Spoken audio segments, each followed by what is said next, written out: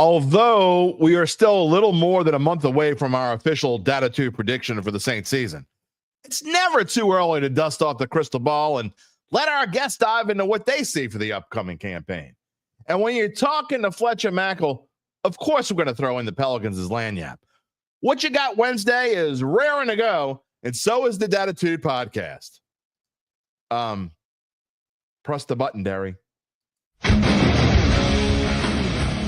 If you're looking for the latest scoop and in-depth interviews on the Saints, the NFL, the Pelicans, LSU, along with the best bets of the week, then lucky you. Along with high-powered, in-the-know guests who cover our teams, Jim Derry brings plenty of Dattitude. And he'll always tell you the way it is, or at least the way he thinks it is.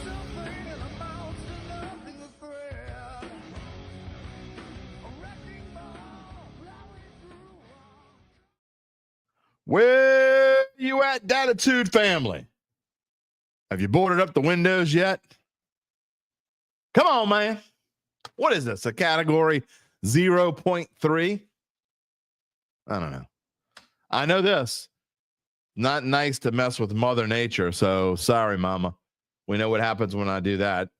I usually get in a lot of trouble. But as a peace offering, I present Dattitude, episode number 390, presented by Evangeline Securities for a Wednesday, July the 16th, 2025. I am your host, Jim Derry. If you don't know me, if you're new to the show and you're wondering who is this wacko on your screen, I'm Jim Derry, 35 years on the new, almost. It'll be 35 years in August. So I'm a little ahead of the gun, but 34.9 years on the New Orleans sports media scene. Well, I want to thank you for being a part of the Dat family. You know what's special about our show? If you don't know this already, you could be a part of today's episode and every episode. That's what's different about Dattitude. All you got to do is type in your comments, whether you're watching on YouTube or Facebook. We're live every Monday, Wednesday, and Friday at 11 a.m. Central Time. And if you're watching after the fact, you can, or listen to any one of the major podcast platforms, which we're all on. You can get in touch with me on X at Jim Derry. No, it's Jim Derry Jr. Sorry. You think I'd know my handle by now. At Jim Derry Jr. or via email, jderry@theadvocate.com. And if you haven't done so already, you know the drill. Subscribe. Please subscribe and give us a like. It helps the algorithm. I don't know who Algae Rhythm is, but anyway. Apparently he's in charge of all the things at YouTube. And if you get on his good side, your show grows. And if you get on his bad side, then no one watches. So anyway, give us a like and a love. All right. What is on the show today? No Gabe Henderson. He's got some things going on with his real job. So Fletcher Mackel is on today's show. A little warning ahead of time. We had to record Fletch early this morning, because Fletcher's got some things going on. Look, as we get closer to camp, there's a lot of things going on. So we'll get them when we get them. But we do, look, not just Fletcher today, but the list of guests that we have coming up for you over the course of the next week, including today. Today's show and the next 3 shows out today, fantastic. And then beyond that as well. I just haven't booked them yet. So we got Fletcher Mackel today, again, recorded. So I apologize. However, when we play the recorded piece from Fletcher, the recorded interview, I will show comments. So when you got comments, go ahead, type them in, and I'll be monitoring the comments as we go along through the recorded part. But how about Friday? Mike Detillier will be talking about, he'll have his input. We're going to talk about Saints and LSU on Friday. And then on Monday, our own Jeff Duncan. We know how you love when Jeff Duncan comes on the show. So Jeff Duncan will be on the show Monday, and we'll be talking all about Saints on Monday. And then next Wednesday, it's Eric Asher. So I've booked all the way through next Wednesday. Be fun. Gonna have a lot of fun. Who we got here this morning? Charles Mangus is first. Good morning. Where you at? Getting ready for it. I don't think they're gonna name it Dexter. I mean, Dexter just doesn't look. I'm not trying to piss off Mother Nature, okay? But I'm sorry, Dexter when I think of Dexter, I think of what's his name on HBO and cutting up people, and I don't think of a storm. How did Skeens do in the All-Star game last night? Well, you're jumping ahead of me a little bit, but that's okay. He did just fine. Yeah, I'm gonna get to the All-Star game in just a minute. What else we got here? We got Silver Gators here. I'm so glad for me to see. I'm glad for you to see me as well. You guarantee. Hakeem is here. Big dog. What's going on this morning? Chad Gage, good morning. Welcome to the greatest show on earth. What's that laughing emoji for? It's really, I don't know. Anyway, we got some more comments coming up, but what are we going to talk about? Again, coming up on the show, if you listen after the fact, you cannot see the graphic that's up here. What's coming up today? Only 6 days until the start of camp. Hard to believe, right? The Saints are enjoying their last few days of vacation. Some of them are working out already, but they will begin camp on Tuesday, which is why we have Jeff Duncan coming up on Monday. I wanted him to be the last guest before camp started. So he'll be there here on Monday. Again, Mike Detillier on Friday. We're breaking out the crystal ball with Fletcher Mackel. You know, the interview with Fletcher is about 49 minutes. Longer than I thought it would be. I thought it was going to be like 20 to 30 minutes. I told him, look, Fletcher, he'll tell you when he gets a chance to talk, he's going to do it, because on TV, even when you have a Sunday evening show, you don't get a chance to opine on anything. Okay. That's the difference between a podcast and a TV show. You get like these little segments. Okay. That's all you get. On a podcast, you can just talk as long as you want. So I let him run on. Fletcher has no trouble talking. 49 minutes worth of Fletcher Mackel. We're breaking out the crystal ball. What does he think? I went on his show Sunday night. I only got 5 minutes and 20 seconds to say what I think about Saints and Pelicans. Not official yet, but he's going to come on and tell us what he thinks. He's got some interesting. Look, Fletcher's usually a positive dude. So if you're looking for the positive if you want us to keep it positive, brother, today is the show for you, because Fletcher, spoiler alert, does keep it positive. When we break out the crystal ball, talking about the Saints, and we spent about 6 to 8 minutes talking about the Pelicans as well and what we think, and I give my opinion on that as well. And then with change comes good vibes. You know, if you're feeling good about the Saints, does their record matter? We get into that as well. I mean, and we talked about this both last Friday when we came back from vacation and on Monday. I mean, does the record matter? Are you going to be broken up if the Saints are 5-12, just like they were last year, except you see improvement? I mean, last year you didn't see improvement. It was the opposite, right? You think about the first 2 weeks of last year and winning those first 2 games, and then after that, they would only win 3 games the rest of the season. You know, big difference. The bottom falls out. The coach gets fired.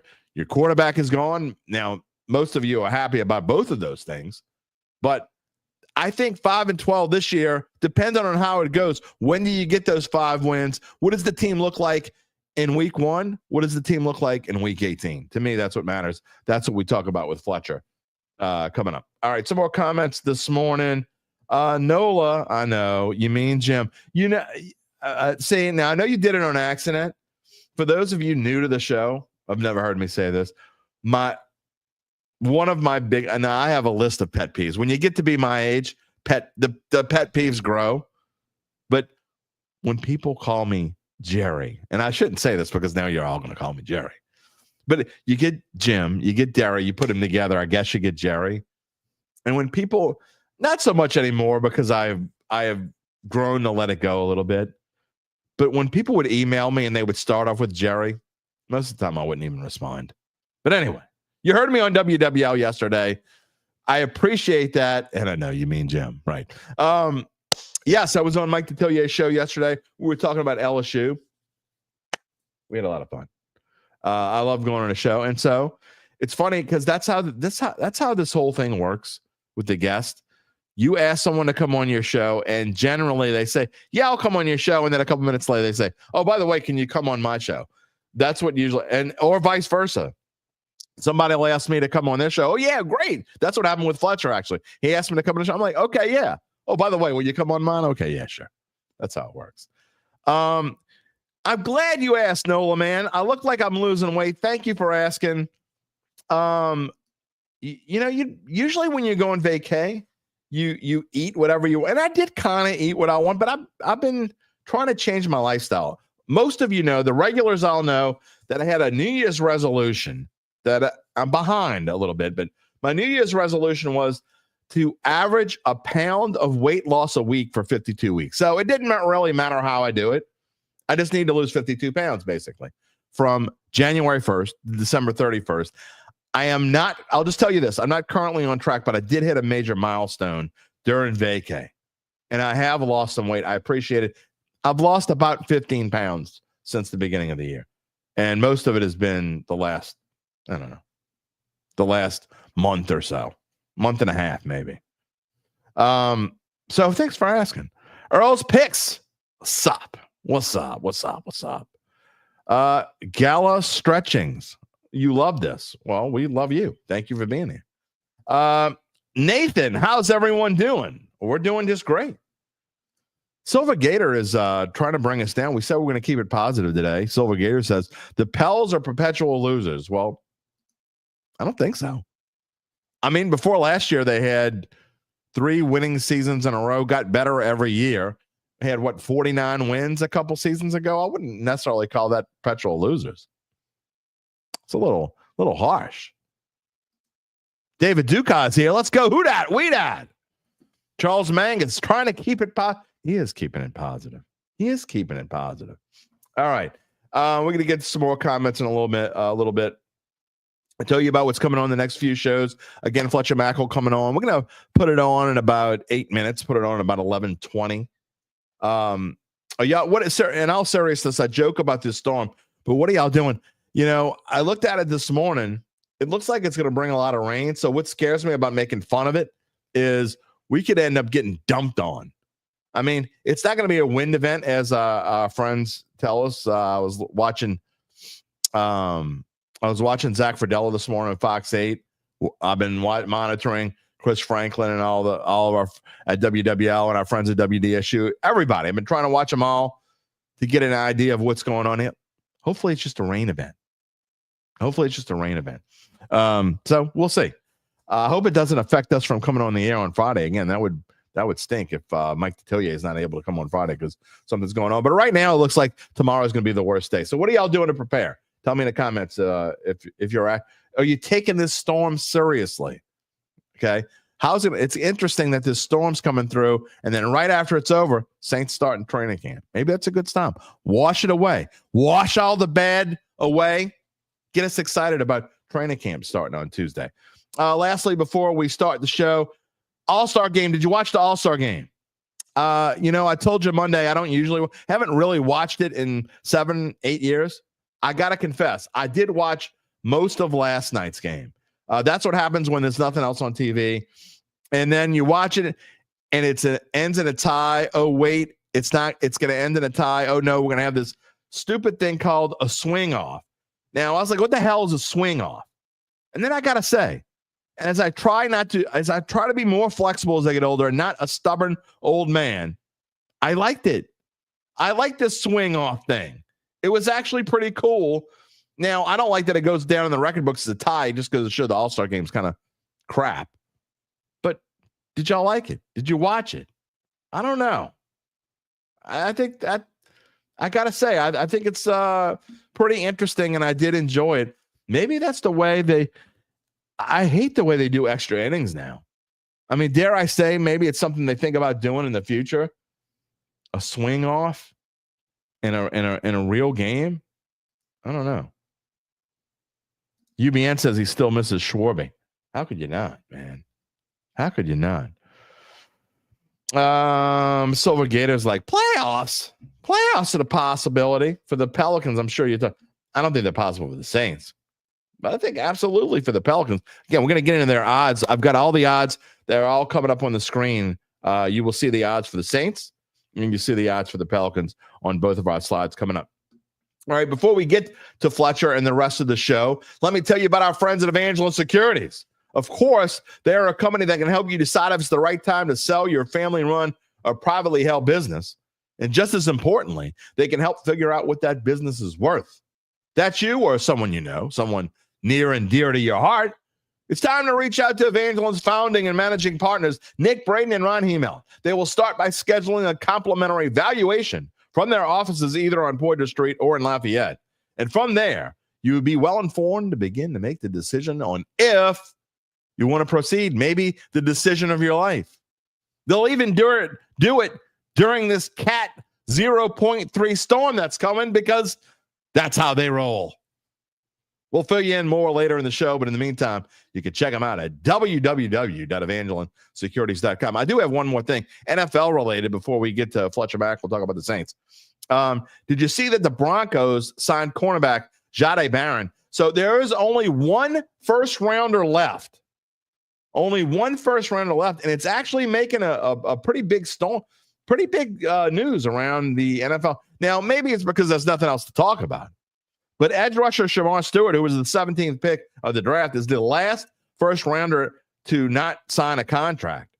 No contract with the Bengals. Many outlets are reporting he could go back to Texas A&M, or at least Sporting News and CBS are saying that he's, quote, fully involved in workouts at Texas A&M, although he's not working out with the team. He cannot work out with the team. The Cincinnati Bengals rookies report on Saturday. Is he going to report what's going to happen with Shamar Stewart? Now, we may end up having a segment on this pretty soon if he doesn't sign. I don't want to get too involved in it because training camp hasn't even started yet.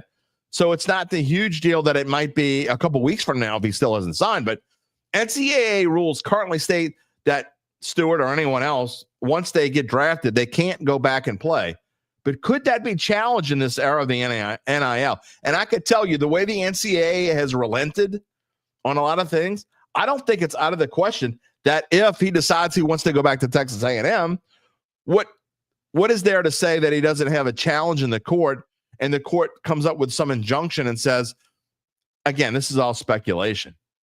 But if he wanted to go back to Texas A&M and say, I'm going to put it up for the courts to decide, and the court says, here's a temporary injunction, Shamar Stewart can go back and play. I wouldn't put it past him. We'll see. Right now, as of now, he's just working out at Texas A&M, not working out with Texas A&M, if that makes any sense. And a lot of speculation on what would happen if Shamar Stewart did not sign with the Bengals. Well, the Bengals would retain his rights until next year's draft. So if he doesn't sign, the Bengals hold his rights, but he could go back into the draft next year. Again, all this is way early. I get it. But it's something to monitor and something that we certainly will be talking about, whether it's next week or the week after. This case could be a precedent setter. If this goes to court and he wants to go back to Texas A&M, and there's a lot of talk, that's where it is. It's legitimate outlets. I mean, we're talking about Yahoo was talking about it yesterday. Again, NBC Sports was more of an aggregation of what they were getting from the Sporting News and CBS Sports. But a lot of reputable outlets are talking about now the possibility of Shamar Stewart trying to go back to Texas A&M. They're getting it from somewhere, not just because he's working out there. So again, will this case be a precedent setter? We'll see. What about the New Orleans Saints? And again, before we move along and get talking about the Saints, I want to remind you, please subscribe and like if you are not a regular, if you haven't been here, if you're your first time, maybe it's your fifth time, maybe you've been watching on Facebook. Come find us on YouTube, subscribe, give us a like on YouTube every Monday, Wednesday, and Friday, live at 11 a.m. You can always find us after the fact as well. Our next show after today will be on Friday, July the 18th with WWL's Mike Detillier. All right, we're going to get to Fletcher here in just a moment. In fact, I'm going to bring up the Saints, the vibe going into Saints camp. That's kind of what the main theme of talking about the Saints is. What is your vibe? Do you feel the same way that I feel? Again, I'm going to be monitoring the comments as we go through along with Fletcher. And even though it's a recorded segment, he had something going on this morning, so he could not be on with us live. But again, if you have something to say while he's talking, because he does most of the talking in this segment, I will show it on live, and then we will wrap up the show at the end talking about the Saints. But Fletcher, on the Saints, on the Pelicans, also, what are the odds? There you are. The over-under wins total for the Saints right now, 5.5. But look at some of these other numbers. To win the division, plus 1,400. Is there value there? Do you think the Saints have – look, let me tell you right now. We've talked about it before. If we're all wrong and they get through this first 4 games, like let's just say they go 2-2 through these first 4 games, that changes everything. You're not going to get that number later on. There might be – am I telling you to go bet it? No. I'm probably not going to bet it. Y'all know that I made some mistakes and made some Saints bets before Derek Carr left that I sort of regret. I'm not going to cash them out. I'm going to leave them alone.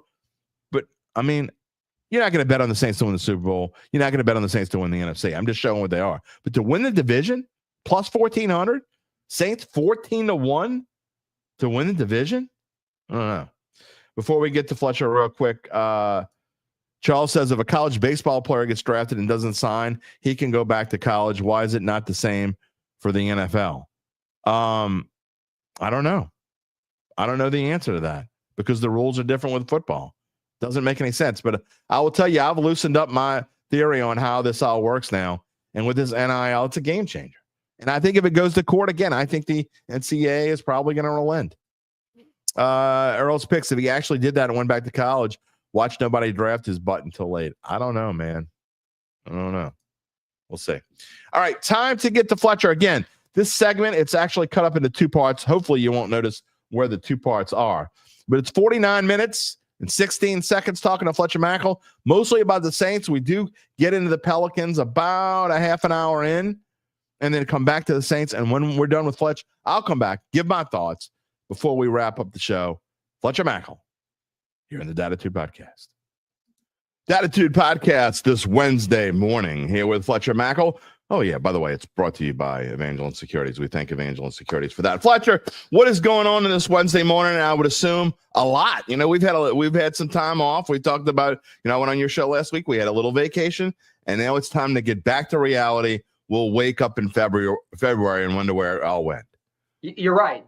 You're 100% true. I always say that. I always say the first day of Saints training camp, we do a big special on WDSU, a ton of blowout coverage, and then it feels like it's New Year's Eve. And it's like, where did the past 4 or 5 months go? Exactly. But look, I think that's good. I like football season. I know football season for a lot of us in the media, it's our bread and butter. It's we have a very well-educated, passionate football fan base here. So it feels like, I will say this, it does feel like the off season or the slower months have been quicker this year because of the terrible tragedy on New Year's Day, which pushed the Sugar Bowl back. That was obviously a big deal. Then the snowstorm was a week or two. Then it was the Super Bowl. Then it was Mardi Gras with a couple of cancellations like in Metairie, and they're pushing it back. Then, it was like the Saints off season, and it just felt like it was all on top of each other, even though it spanned from January to May.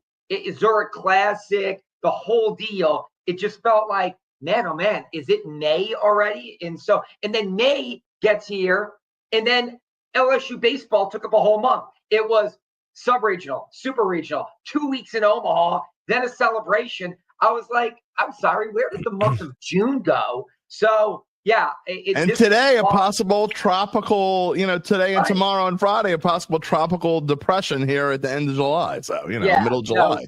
But you're right. But football season is here, and it feels like it's going to fly for the next, 5 months. Well, and for transparency, we like to be transparent in the show. We are recording this on this Wednesday morning because you have a busy midday afternoon. I mean, you did SEC Media Days, right? I mean, we've been talking about SEC Media Days for a couple of days now. I mean, so here we are. It's like you talk about things never ending, but that's kind of where we are today. Opposed to when you and I got in the business, we did have breaks here and there. There are no breaks anymore, but that's okay.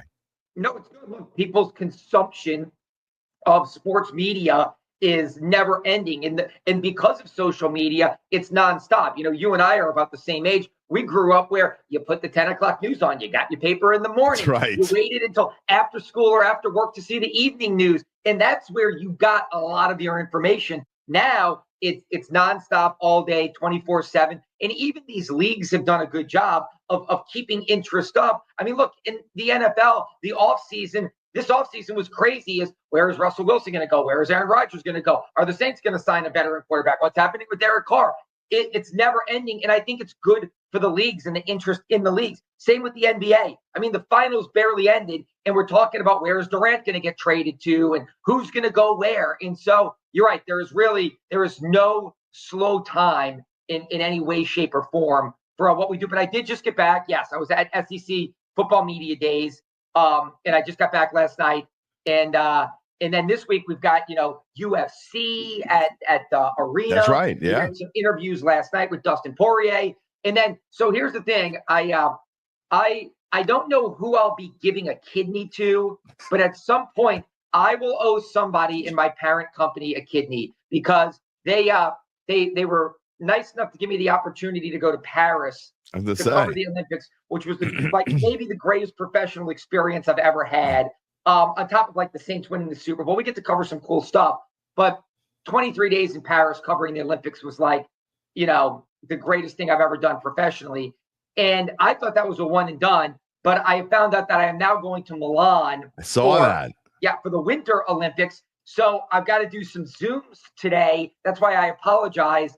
I know we're taping this because I've got to do some Zoom interviews with some Winter Olympians starting at noon. Well, you'll avoid the wrath of our regulars, our Dat family, who won't be able to comment during the segment. Well, they'll be able to comment. They just won't be able to comment. You won't see it because as they comment, I'll be watching it live. This is obviously recorded. But yeah, you are a lucky man because I actually, on my short little bucket list, I've done a lot of things. I've been lucky enough to do a lot of things on my bucket list.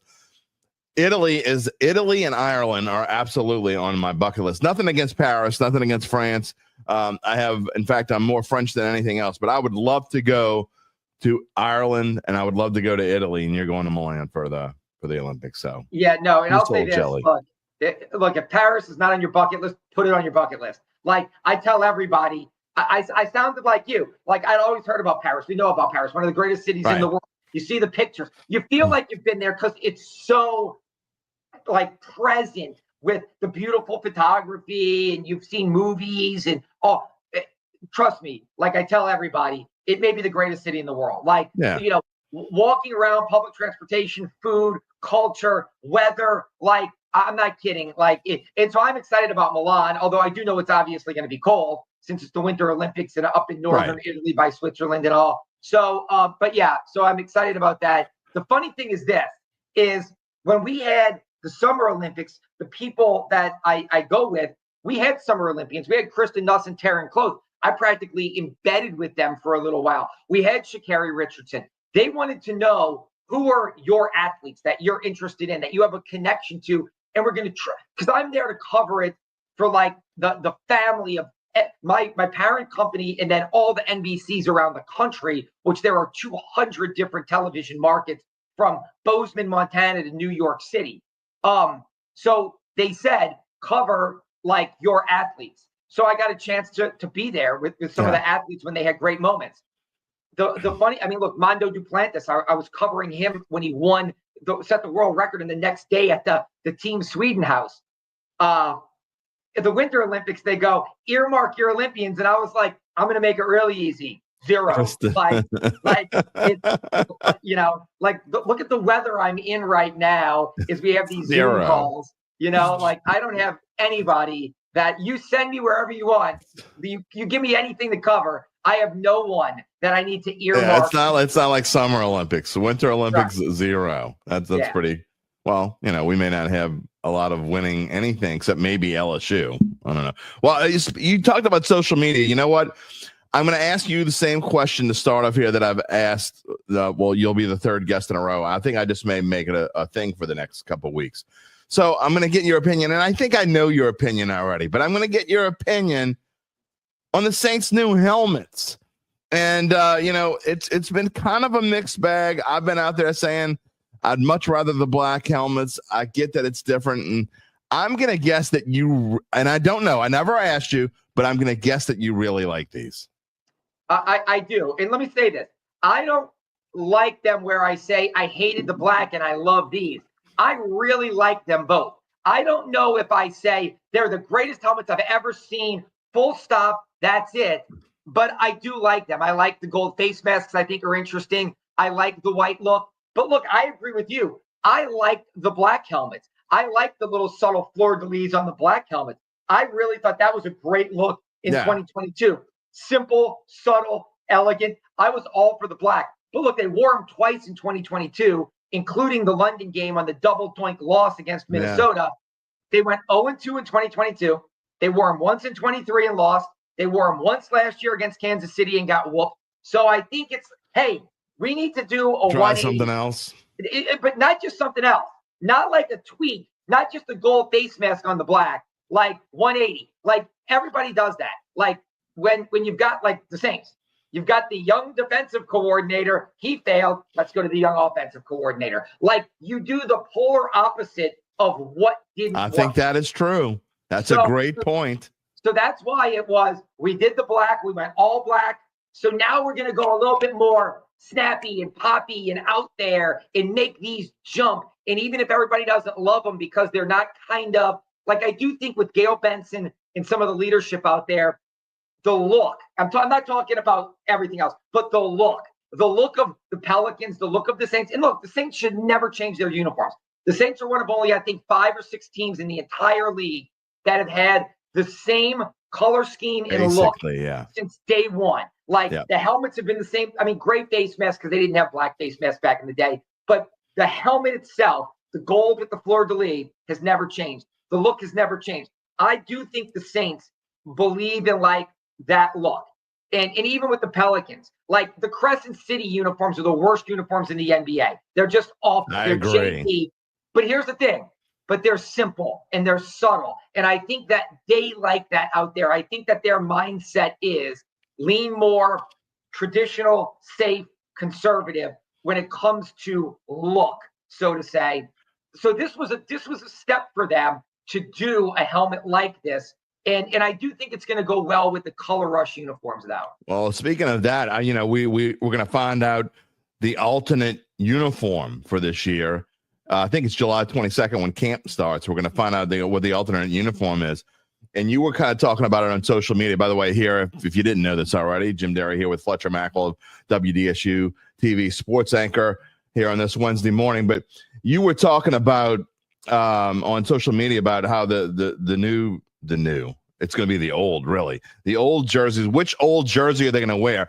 And I pray to God it's the black jersey with the white numbers from like the 80s and not those gold jerseys. To me, you want to talk about, I know they only wore them once, but it was the game where Dante Culpepper picked up the ball off the turf. The Saints should have won. They only needed to win one of their last 3 games to go to the playoffs in 2002. And it was the day after, Fletcher, the day after my first wedding. Okay, so that's why I really remember it. I want nothing to do with these gold jerseys. I want the black with the white numbers, but we'll find out coming up. You like the gold jerseys, I take it. Let me say this. Same thing. I like the gold, but I will say this. I have been on social media. I can go back and track it because, there's a tweet for everything. That's right. I love what you're talking about. The old school, the black with the white numbers and the white Bring pants that back. with the stripes. The original kind of Archie Manning, like the black jerseys with the white and gold stripes, the white numbers with the gold stripes, and then white pants with the gold and black stripes. That throwback look with those gold helmets, I love it because then you get white pants, black jersey, gold helmets. Love it. It would be just an out of the park look. They've never worn that. They've never worn that again. I've been begging for that for years. Like that to me is what they should go back to forever. Like I love that look. Okay. I grew up with that look. That is my favorite look of all time. I think the stripes look great. I hate the all black uniforms. I think the Saints, Sean Payton brought the all blacks in 06. They wore them in Dallas and he's loved them ever since when they went there in 06 and they popped the Cowboys on Sunday Night Football. And I hate them. I think they look like Arena Football League uniforms. Like, I get it. All black is simple. Black pants, black jerseys, no stripes. The voodoo. I just don't like it. I feel like it looks Arena Football-esque. I'm all for white pants with the gold and black stripes, black jerseys with the white numbers and the stripes. Give it all to me. But look, I feel like this organization is entering its first new chapter in 20 years because it was Sean, then it was Sean's top lieutenant, Dennis. They were victims of nostalgia, so to say, trying to keep alive the greatness from 15 years ago. This is really a new chapter. Kellen Moore, Tyler Shucker, Spencer Rattler. This is so look, tweaks. Like the traditional uniforms are never going anywhere. This is the time to give us the white helmet. This is the time to give us a gold jersey. This is the time to kind of reinvent yourself. Get away from the all black uniforms. Do something different. Yeah, no, I agree. And it's a perfect time for change. I agree with everything you just said. Look, they got to move on. They've got to, get away from the past, quit doing things. Look, I like the all black when it first came out, and but it does get. I don't think I like it all the time, and I don't like the straight black pants without a stripe. You got to have a stripe in there. To me, those stripes make it classy. Got to have the stripe and the old gold stripes. You know what I mean? So I have a thought, okay. And I actually think the new white helmets with the gold face masks would look great with the all black uniforms. Like all black uniforms. Little contrast. Yeah, all black uniforms with the white helmets and the gold face masks. Like I think that would be a great look. They got to go back to that old gold though. I don't love the helmet, but I love the color. That gold, and I'll show it one more time here. That gold is the old gold from back when we were, growing up in the old. No, they weren't very good, but to me, that's the color they should go back to. That's gold, not the yellowish, khaki-ish, whatever they do now. I'm not a big fan of that. All right, we're not talking about uniforms.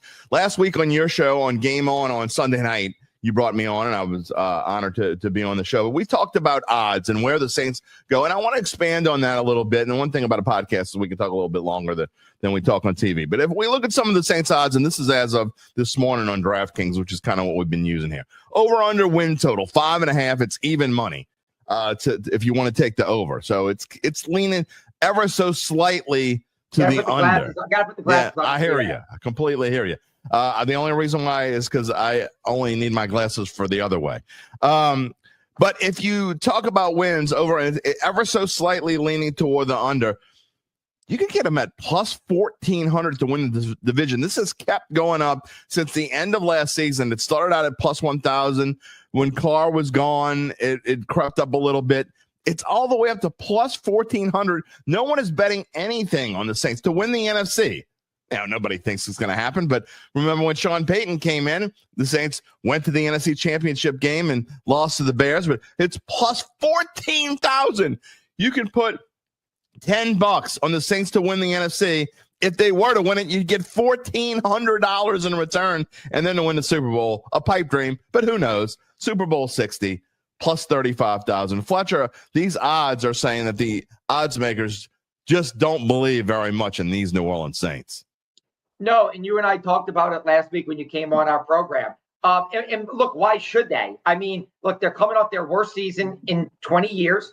They fired the coach. They're going to play the youngest quarterback room in some form or fashion in the NFL. If it's Spencer Rattler, who went 0-6, or Tyler Shough, who's a 26-year-old rookie, second-round draft pick, you've got aging players. And you don't know how much tread is left on the tires there with Cam and DeMario and Tyron.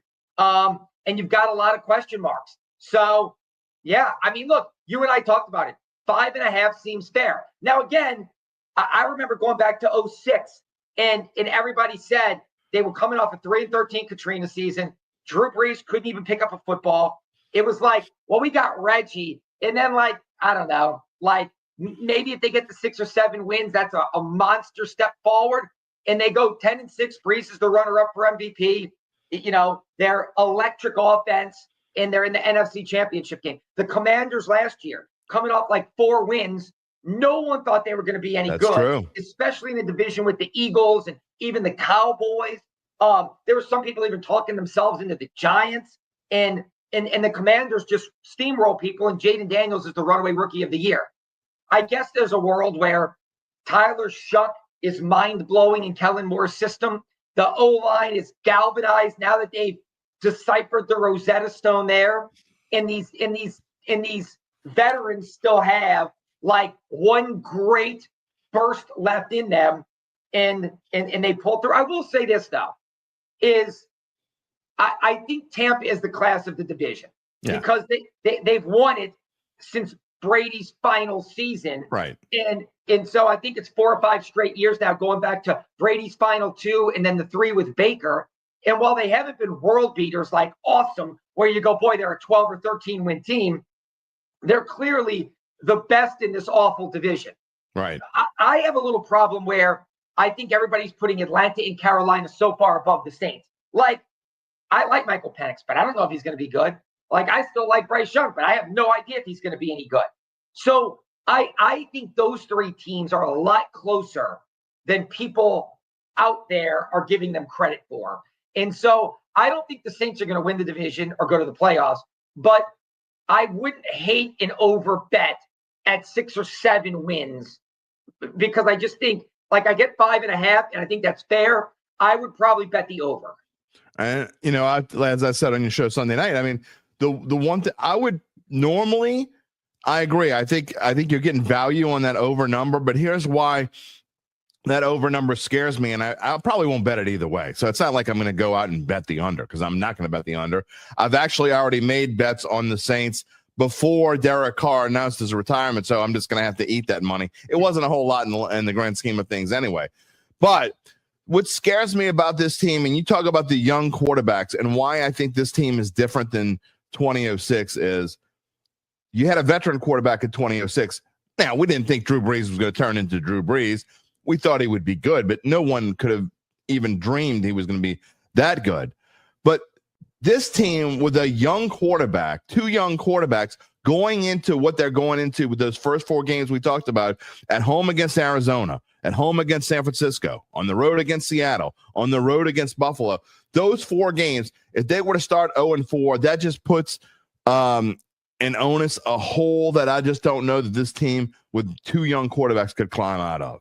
Look, I agree with you. I mean, look, I get it. LA and San Francisco, to me, are still the class of the West. But I think that division this year could be what the North was last year. Seattle is close, and now they have Sam Darnold, and they feel like we're there. Like, we're right there. Right.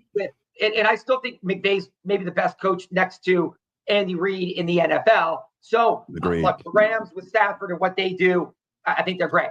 San Francisco was decimated by injuries last year. In week 2, they ain't going to be decimated by injuries. So you start off with Kyler Murray, an Arizona team that I think people are overlooking, that I think has a lot to prove, that is going to show up in week 1. Even if they can't hang on till the end, they're showing up in week 1 to make a statement with Kyler Murray and their team. And that's tough for a young team in the Saints.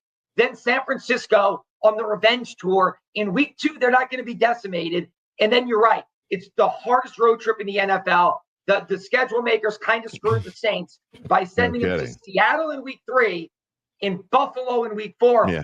Oh, by the way, that's the reigning MVP and a team that is maybe one of the that's as rough as it gets. Right. I mean, so that is a really, really rough start with a young quarterback, even if it's Spencer Rattler. So he started 6 games. Like you said, this isn't a guy that's played 6 years in the NFL. So, yeah, that's a tough hole to dig out of. You're right. And that's why I agree with you. I think the 5.5 is super fair, because if they're 0-4, looking down the schedule, where do those 5 wins come from, or 6 wins come from? But I think they can maybe steal one, like in those first 4, like surprise someone. And like I said, I'm not trying to sell them on a 10-win team. I just think maybe they get to 6 or 7 and you see enough to say, okay, we've got some foundation pillars. Like Kool-Aid McKinstry becomes a bona fide dude. Our 2 tackles in Fuaga and the new kid Banks are anchors. We see enough in Shough that they take themselves out of the quarterback market because they win 6 or 7 games and they're picking 10, you know? So, but that's where I think I take the over at like slightly, like 6, maybe 7 is the high water mark. I think all those things you said, I mean, that's best case scenario, and that's okay. I mean, because to me, I think what's more important than the wins or whatever the odds are for this team, what's more important, and for Kellen Moore to set a foundation.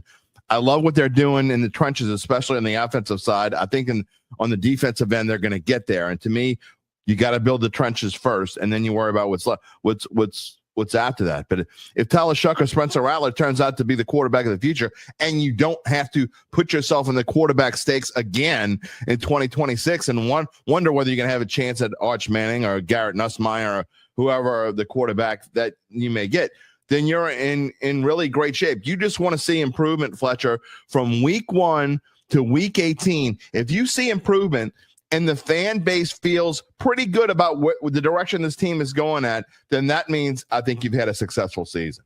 I agree. And that's it. I think coming out of this season, without being awful, without being like 3-14 or 2-15. I saw one of the prognosticators on ESPN had him at 2-15. Yeah. And I was like, wow, that's really, because then you have to say, whatever we've done, like, even if Tyler Shough showed glimpses or Spencer Rattler, we got to draft a quarterback. Like, if we're picking 2 or 3 or 1, 2 or 3, we start over. We just blow it up. We punt. And again, I think they're peeling off of these veteran players now, but that jump starts everything to a new quarterback, everything. But if they could get to 6 or 7 wins, that would give them the 9th or 10th pick. You see, I think it's going to be Tyler Shough. You see enough from Tyler Shough that, look, yes, he has rookie moments, but you see enough good from him to believe that he is the guy. Let's say Chris Olave takes that step and becomes that Pro Bowl receiver that we've been waiting for. Like I said, those 2 tackles become foundation pillars. And Penny can play left guard. Right, that's what I mean. All of it comes together, but really those 2 anchors there, you say, okay, we stabilized ourselves on the offensive line. We probably still have some work to do on the defensive line because they certainly didn't get any younger there. Maybe Chase Young has a big season and is good. Maybe Danny Stutzman is the heir apparent to DeMario. And we say, boy, this young kid out of Oklahoma is going to be a key cog here. You know what I mean? Broughton from Texas comes in and plays big time. Right. Yes. So I look at it and I say, hey, if they get to 6 or 7 wins and you've got some young foundation pillars, because look, that was the expectation Sean Payton's first year here. While they went 10-6, won the division, went to the NFC Championship game, I think more than anything, had they missed the playoffs, but Breeze would have been your dude, right? And you ended up getting guys that became tentpole people for you. Marcus Colston was in that draft. Fujita and Shanley came on board. I always say is trading free agents. They drafted Jari and threw him out there immediately. Roman was a key cog. I felt like there was enough foundation pillars to say, even if that team would have missed the playoffs, you could have said, we've reset this organization the right way. Now, look, going to the NFC Championship game made everybody believe and jump-started everything, but they still had 7 and 9 seasons right after that. Right after that, 7 and 9 and 8 and 8. And so in what's it called? And then they win the Super Bowl. But the foundation was there. That's my thing this year. Build your foundation. I don't think they're going to the playoffs. I just want to see glimpses and know that you've got some new foundation pillars to build upon. And then lastly, before we move on to the Pelicans, because I do want to talk about the Pelicans for a few minutes before we let you go. But you said you think it's going to be Tyler Shough. And I agree. I think it's going to be Tyler Shough. But the one scenario I think that Rattler does get a chance to start in, and assuming he just doesn't flat out win the job, which I don't see. I think he's going to have to do more than just win the job. He would have to clearly win the job to be the number 1 quarterback. But a scenario that I've been talking about the last week or so that I think is a possibility is if you don't want to throw your rookie quarterback to the wolves and you want to give Rattler a real chance, let him start against Arizona, San Francisco, Seattle, and Buffalo. And if he comes out of that thing 2-2 or something, or maybe even 1-3 and they look good, then he wins the job and great. And he just won the job. Okay, great. You're in a good spot there. But if he stinks it up, at least your potential new quarterback long-term doesn't have to start 0-4 and deal with all that. Look, I understand the mindset, and you and I talked about this when you came on the show last week. I differ, and here's the reason why. I have a bad taste in my mouth from what happened last year. Yeah. Okay? Last year, Derek Carr, obviously the starting quarterback. The battle was the backups. Jake Haener was named the backup quarterback. Spencer Rattler was number 3. Carr goes down, and then we have this idiotic secrecy of we're not saying who we're playing. We don't know what's going to happen. Jake Haener was the backup. It's just my opinion because everybody was so clandestine and scared to say anything and didn't know what to say in the building. Yep. I do think there was a real power struggle there of, hey, look, we got to play Spencer Rattler because we got to know if we got the next Dak Prescott or if we got the next Russell Wilson. the next mid-round steal, we've got to know that this guy's got elite arm talent. We get that Jake Haener can maybe run the offense better, can maybe understand the offense better. He probably won the job, but we can't play him. We got to play Spencer Rattler. So they should have just made Spencer the backup. Yeah, but I agree. Didn't. And then it was, well, it's not Should have Jake. done a lot of things.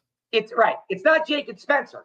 Then Darren Rizzi gets here, and it's Jake, it's not Spencer, and we're going to give him 1 quarter, and then we're going to pull him out when we never pulled Rattler out. Look, last year was a disaster, an unmitigated disaster from top to bottom. It was an organization that finally realized it was broken, and it took a lot of, like, all the scoring they got last year, they deserved, and they probably deserved a lot more. But again, everybody knew Dennis got beat up in Oakland. He came here. He's not a head coach. He's a defensive coordinator. Like, we like these young quarterbacks, so we don't want to dump on them so much. I think they deserve far more ridicule for how they handled everything and the foolishness in the way the quarterback situation unfolded last year. So that, to answer your question, I don't think they're going to do that. I don't think the decision is going to be made. We got to protect Shough, so we're starting Rattler. Yeah. If Shough is the guy, Shough is the guy. And if he gets his lunch, like, stolen every week, so to say, for the first 4 weeks, like if the bullies are picking on him and taking his lunch money every day, that's what's happening. Because I don't believe in that. Protect him, start Rattler now in 0-4. Now we play Tyler Shough. Let's do that. Like, that's the kind of BS they did last year, and it's insane. I actually agree with you. I think that is what's going to happen. I do think Tyler Shough will be the quarterback in week 1. I'm just presenting a scenario where Rattler could end up winning the job, but I agree with you. And a young coach in Kellen Moore, I don't think he's going to want to go with a Rattler in week 1. I think he's going to want to start with his guy. And if they start 0-4, so be it. I agree with you, but I am, I don't want to be like I've been. As I grow older, I'm trying to be more flexible, which is the opposite. You should be more flexible when you're younger. But I'm like this stubborn pig-headed guy where it's not going to be Rattler. I'm trying to open up to a theory where it could be Rattler, and I still think it could be. But I'm just trying to be more flexible, Fletcher. I guess that's the way to say it. I have nothing against Spencer Rattler. I like Spencer Rattler. I think he's talented, and I think he could win. Just to get this out of the way, I haven't been real nice to him, I guess, on this program is what I'm saying, and I'm trying to open up. Here's the thing.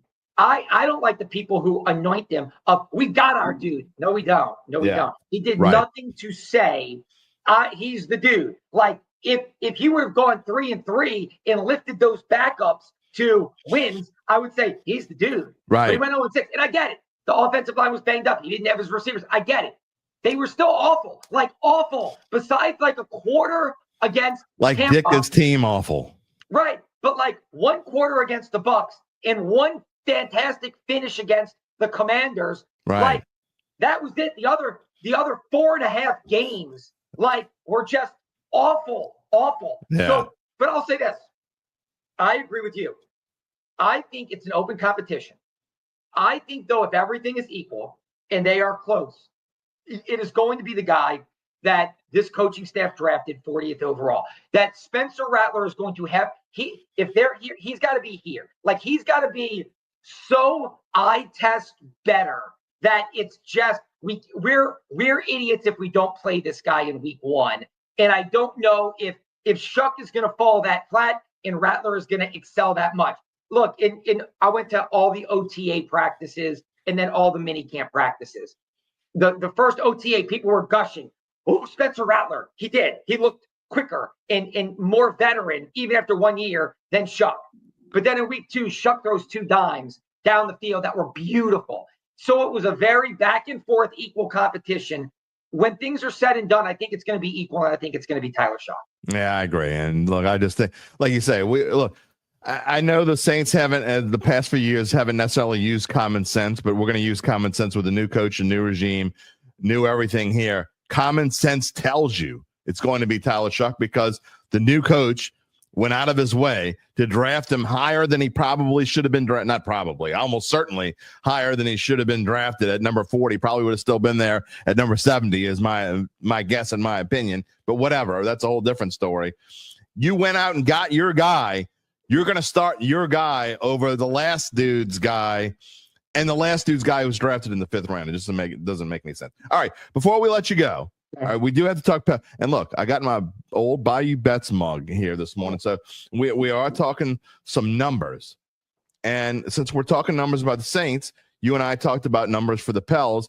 And, spoiler alert, we're both in agreement here. We both think that this Pelicans team is going to be better than most people think. And I don't understand these numbers, to be honest. And I've been doing this for quite a while now. The wins number doesn't make sense to me, 31.5. I know you're basing it a lot off of last year and that they're young in the grand scheme of things. We don't know when DeJounte Murray is going to be back, if he's going to be back, because they could trade him if they wanted to. But to make the playoffs plus 550, yes. I mean, I'm not even talking about the NBA title. Just threw that in there for giggles. But to me, Fletcher, these odds seem really low. And I think this Pelicans team is going to be a lot better than anyone expects them to be.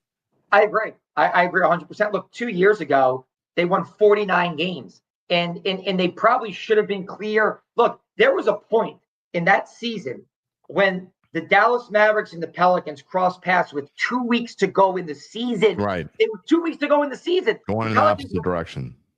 Right. And the Mavericks got red hot, okay, and ended up finishing 5th. Not even 4th, 5th. And That's they had right. to play. It was the 4-5 matchup against the Clippers, and they went 7 games. And the Pelicans were at that 4-5, and they slipped to 7. Half a game in the play-in, okay, because they fell on their faces down the stretch. That's right. And then they get through the play-in, and Zion gets hurt in the play-in, and then they get smoked by Oklahoma City without Zion. But and the Mavericks go to the finals, go to the NBA finals, okay? So, that's how close they were to a team that went to the finals. And it's still, I feel like, maybe a better version of that team because I've never been a big BI guy. I'm more on Zion than BI. So I look and say, if Zion stays healthy for 70 games, this team is going to win 40-plus games. Easy, okay? Easily. Jordan Poole, I love CJ. But Jordan Poole is probably a better version and a younger version of CJ. Herb Jones is Herb Jones. Trey Murphy is a guy on the rise that if Willie, unleashes him a little bit more, who knows what he could do. And then you've shored up your center position, which was such a weakness last year, with guys like Daniel Tice playing there, and a rookie in Yves Missi. So Missi's a year older, and you add a Kevon Looney. And so all of this is predicated on Zion staying healthy. But if Zion stays healthy, I would say that is the easiest bet that you could possibly make is take the over on that 31.5. Now, again, Zion doesn't always stay healthy. So if he misses 40 games, that seems fair. But I think a new executive in Joe Dumars, kind of a reset for Zion a little bit. I think he's going to play. I think they're going to be one of those teams that is in that 5, 6, 7 range, fighting to stay out of the play-in as long as he's healthy. And I think he's going to be healthy this year. No, I completely agree. And I think he's going to be, we talked about on your show as well, he's in a position now to where he's actually a veteran. I mean, he's not just a super young guy. He's still young. Don't get me wrong. I think he's 24, 25 years old. He's still young, but he is now a veteran and has been around for a while and has seen some things. So he can impart that veteran leadership. And I think he's going to have to take a leadership role on this team. And that's, to me, is going to be interesting to see with Zion. Does he take that next step? And what does Willie do? I mean, obviously, Willie Green is getting another chance here with a new executive, and Joe Dumars is not going to be slow on the trigger if it doesn't work out. So Willie Green's going to have to be successful. I personally am glad they gave him another chance because I think he deserved it. Last year was just, to me, a throwaway season. Every now and then you have one of those. But to me, Willie Green's going to need the help of Zion to take that next step up, and I'm really looking forward to seeing what Willie can do now with this team and bring them to back to where they were. Yeah, I agree. I think his runway is very short. That I think there was a mandate from ownership and the upper level decision makers. Keep Willie, Joe. That look, you can do what you want, but you got to keep Willie. We feel like, they did the same thing with Alvin Gentry with David Griffin. Alvin Gentry was a great soldier. He dealt with the Anthony Davis fiasco masterfully. They wanted to see Gentry get another season. Griff gave him another season. the pandemic, the bubble, fired him after that. I think Joe wants Willie to succeed, but he is short. I mean, the runway is like, it's like in Maverick, at the end of the movie Maverick, when he's There's like, no leash. That's the thing, right? You remember, do you ever see Top Gun Maverick when like, they're taking off and he's like, this isn't a runway, Maverick. This is like a, like, right. And he's like, we're taking off anyway. It's like, really better get them airborne and soaring quick. And here's the other thing that people aren't talking enough about. James Borrego was a finalist, the associate head coach here. Right. Was a finalist for the Suns job, That's finalist right. for the Knicks job. The Knicks wanted to bring him onto Mike Brown's staff as their top associate head coach, lead assistant. I was told he could have gone back to San Antonio, where he spent a long time, as their lead assistant. And the Pelicans blocked all that. And they basically forced him to come back here. They weren't going to let him take a lateral move. They made him come back if he didn't get a head coaching job. That to me says that is their head coach. If the Pelicans stumble out the gate, James Borrego is going to be elevated pretty quickly. And that's the reason why you forced him to stay. Like, look, we can't block you getting a head coaching job, but we ain't letting you go be the associate head coach at the Knicks, knowing we may pop Willie 15 games in here. Yeah, well, I just don't think you can really do that. I mean, I agree. And I do think that Borrego is the man in waiting if Willie needs help. But I know I'm in the minority problem. Maybe I'm not. I just think that Willie is a really good coach. I think he had a bad season last year. You look at the first 3 seasons, like improve. I think he's still going to be a really good coach in this league, and we're going to find out. What I think about Willie is he's a former player, so the been there, done that factor is huge. And I do think he understands the NBA life, the professionalism, what it takes. I do wonder X's and O's sometimes if he has adjusted, because look, while he says we've got to shoot more threes, that's true, but they don't play that way. So it's one of those things where it's kind of like, Shamit Dua, who does some work with us at WDSU as a contributor, pointed that out, that Willie will say it all the time. We've got to do this. We've got to do this. We've got to do this. But they don't do it. And there's no accountability. He watches them do the same things over and over wrong and doesn't do anything about it. So I almost wonder if Joe Dumars says, this is it. This is it, buddy. Like, this is it. Like, it's sink or swim time. Like, the rhetoric is over. I'm believing in you. I'm giving you a chance. I want you to have success. But if these guys aren't doing it, you better find somebody that can do it. Like the days of watching Trey Murphy just not touch the ball for a quarter and a half when another team jacks up 12 3-pointers. It's like that better not happen. And if it does, then guess what? You can coach how you coach, and you'll be shown the door pretty quickly. I mean, coach somewhere else. But I'm having faith. And I'm people call me Derry Downer sometimes, so I'm trying to be positive with this. But I really believe this. I'm not just saying this because I'm trying to be positive. I really think that Willie Green has a chance. Okay. Lastly, and I'm going to transition back into Saints after our interview, so I'm going to come back to Saints. But and the question is the vibe heading into Saints camp. Last question for you, Fletcher Mackel, is what is the vibe? What is the vibe, not just from the media, but what do we think this vibe is? I mean, it's obviously, although we think the record's going to be bad, there's a lot of positivity because of all the newness for the Saints team, because of Kellen Moore, because of the new coaching staff, even Brandon Staley. And I've made fun of Brandon Staley when he was coach for the Chargers, but I think in a DC role, I think he could do really well. I just think the vibe is completely different from the vibe we had 12 months ago. Yeah, I agree. And look, I'm not saying everybody's on board, because we live in a polarizing world that there's always going to be cynical naysayers. Very rarely, if ever, are we universally going to agree on things. I think people are happy Dennis is gone. I think people are very happy Derek Carr is gone. So yes, it's a new chapter. It's a new era. People here live and die with the Saints. I always say this, we have the greatest fans in the world, and it's not just a bunch of BS. People truly care about this product and this team. This is the community's team. And so I do think it's a fresh start, and they want success because we have tasted it and we have seen it, and it was real with Sean Payton and Drew Brees.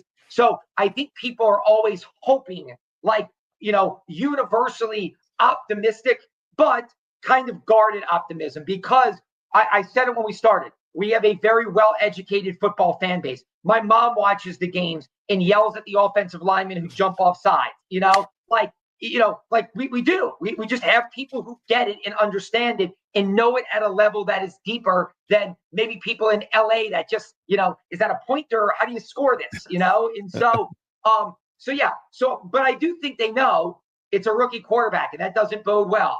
And it's a first-year head coach, and they are coming off their worst year. But I do think there's some optimism, far more than Dennis. I think everybody was waiting for the bottom to fall out on Dennis. Everybody just felt like it's coming. Like, everybody knew.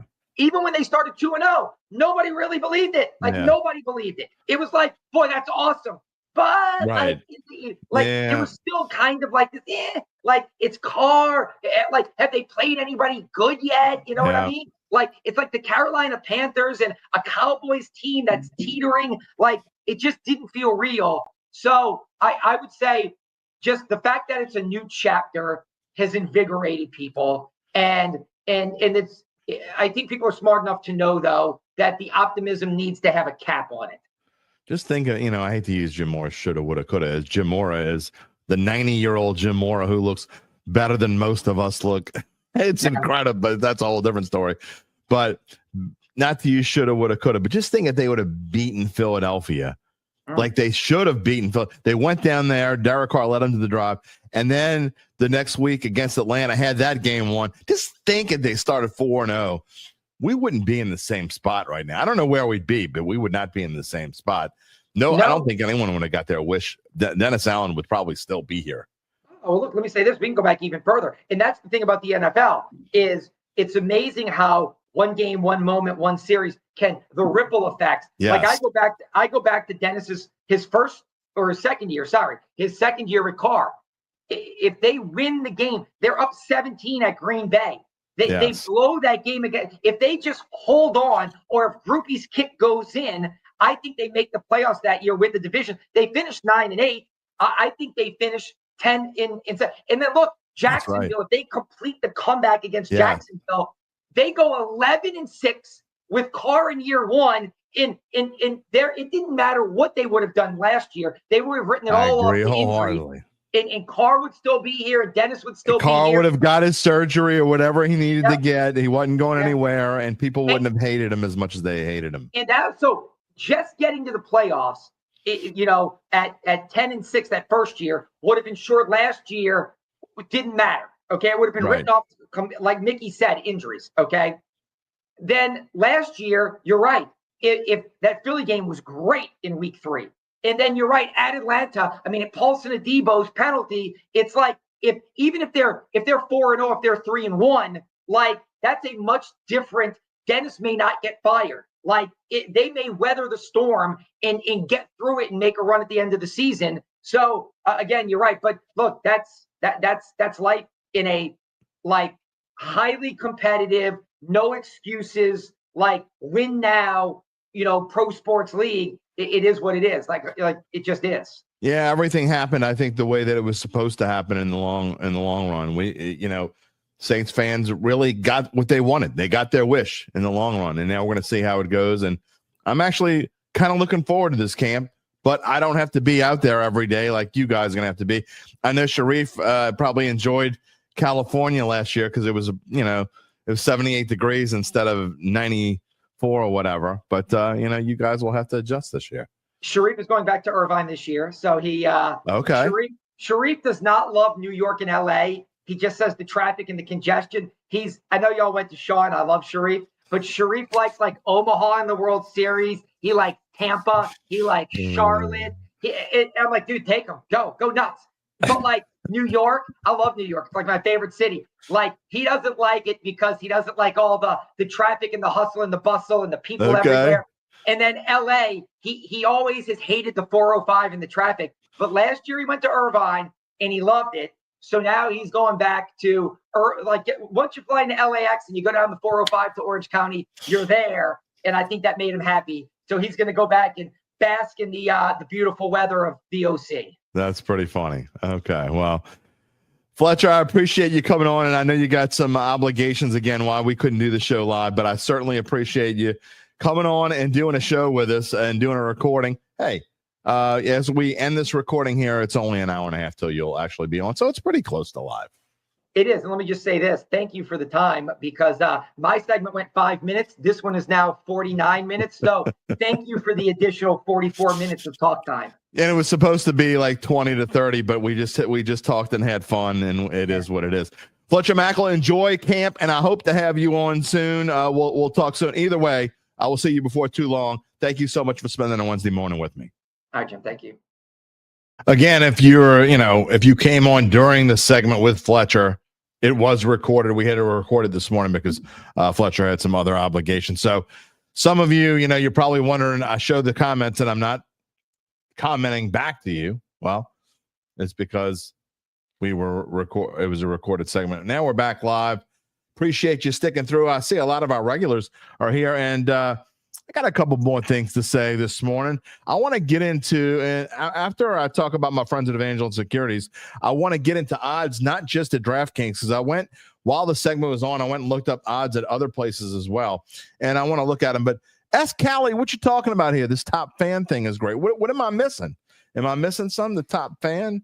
Is that a Saints thing, or are you talking about here on the show on Dat that I don't know about on YouTube? Let me know. Type that in the comments as we go along. Again, I'm going to get into the odds in just a minute.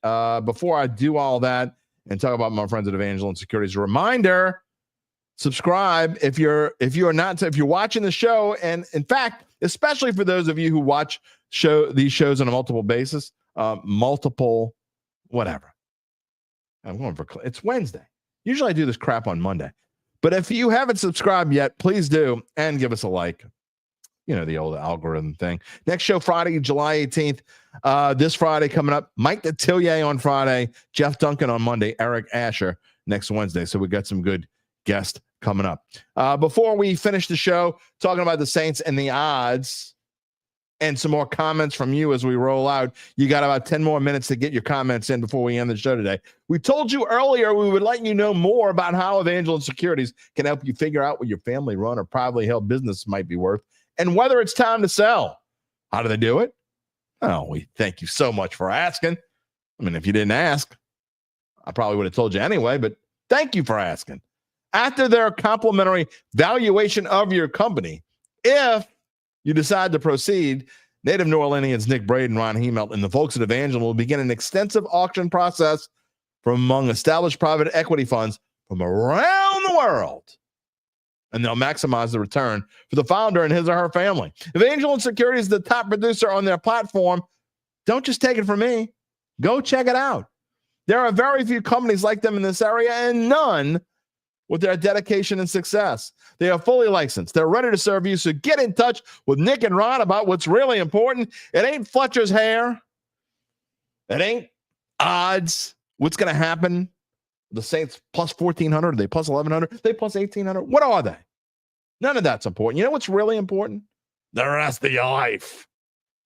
You can find them at www.evangelinesecurities.com. All right. Just how we're ending the show today. Talking about numbers. We've been talking about comments here. Oh, Callie says on YouTube. I didn't know there was a top fan thing. I don't know. Charles Mangus knows what's important the rest of your life. Charles is leading. Charles, the top fan. There you go. What UBN? It's kind of disappointing. What do you win if you're number one?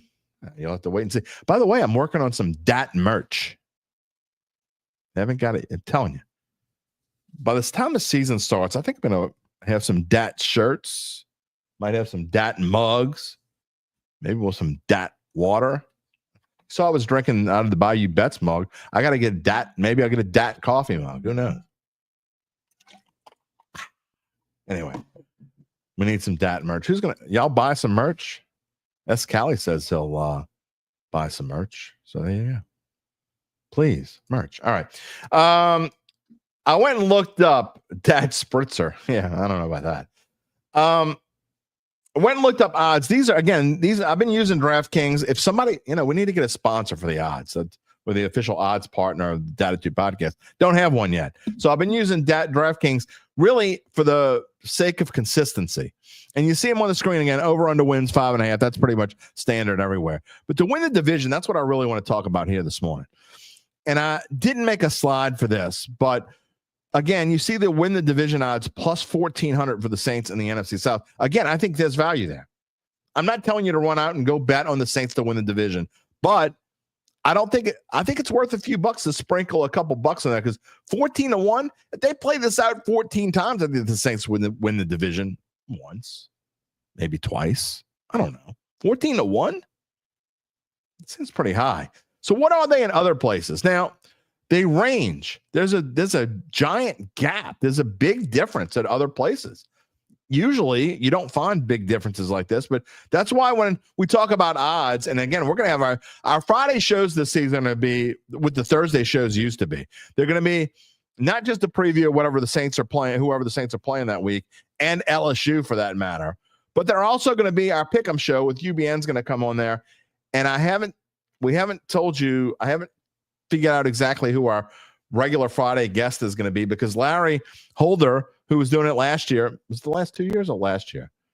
I know Duncan did it for a year, but I think that was 3. I don't know. Anyway, I'm mixed up. Anyway, it won't be Larry this year. He may come on here and there, but he, in his new job role and his new role at the Athletic, he cannot do it every Friday. So I'm working on a new format, but UBN is going to be coming on. Anyway, we're moving Thursday to Friday, and it's going to be kind of a combo show. So when we talk about odds, we always tell you to shop around if you actually want to bet on something. So I thought it'd be interesting to go see. Now we see at DraftKings, I didn't read the other ones, but the Bucks are minus 105. They're basically even money to win the division at DraftKings, and pretty much everywhere else. You actually can get them at a bargain at FanDuel. I'll get to that in a minute. But Falcons plus 240. Panthers plus 370, against Saints plus 1,400. And if you're new to betting, or you don't bet very often, but you are interested in it, what it means is, when I say plus 1,400, it means if you were to bet, everything's based off of a $100 bet. So if you were to bet $100 on the Saints to win the division, and they did win the division, you'd get $1,400 plus your $100. So you get $1,500 in return. If you bet $10, you can just take that zero off. You bet $10 on the Saints to win the division, and they did at DraftKings, you'd win $140 plus you get your $10 bet back. Now, conversely, for the Bucks, if you wanted to bet the Bucks, like I said, minus 105, when it's got a minus there, it means you got to put up 105 to win 100. So if you put up $10.50 for the Bucks to win the division, and they won the division, well, you'd only get $10 back plus your original $10.50 investment. So anyway, that's what the odds mean. And so, like, the Saints are plus 1,400 at DraftKings. What are they at Caesars? Bucks are still minus 110. Falcons are basically the same thing. They're plus 230. Panthers are a little bit higher, a little bit better, plus 440. The Saints are plus 1,600 at Caesars. They're 16-1 at Caesars, which I find interesting. So anyway, that's Callie's taking off for the day. We're about to take off as well. Final chance to get in comments here. But at MGM, Saints are plus 1,100. Saints are plus 1,100 also at FanDuel. Just goes to show you there's a wide gap. Odds makers are, I don't want to say all over the place, but I know at DraftKings, and I got to look at the other places. Maybe we'll talk about this either Friday or later next week. But the Saints have the longest odds to win the Super Bowl of any team in the NFL. So it's great to be positive. And going back here, there was actually a comment that I kind of wanted to talk about, and it was about ceiling. Was it Lance that was talking about the ceiling and the floor? It's way back here. It was the beginning of, I can't find it now. When you're talking about the ceiling and the floor, and I think it was Lance that said, here it is. Lance says his 5 is his floor, 9 is his ceiling, 10, 11, if possible, if everything goes right. I think the floor is lower than that. I mean, and I'm not trying to be negative. I actually think this team, I think we're all going to feel better about this Saints team going forward. When this season is over, when this regular season is over, I think the majority of Saints fans are going to feel better about this team than they feel right now. And that's what this is about. That's what this team is about. I'm not ready to give an official prediction, but I think the floor is like 3. And the reason why I say that, I keep saying it over and over again because of that brutal start. I think I don't want to say 50-50. Maybe it's not. It's somewhere around that, though. It's somewhere around 50-50 that this team starts 0-4. And if they're 0-4, to go over the 5.5, this is why I think if you're going to bet, under is definitely the way to go. Okay. If they start 0-4 with that brutal start to the schedule, okay, they would have to go over. They would have to go 6-7 the rest of the way. They're not doing that. They're just not doing that. They're not going to go 6-7 after starting 0-4.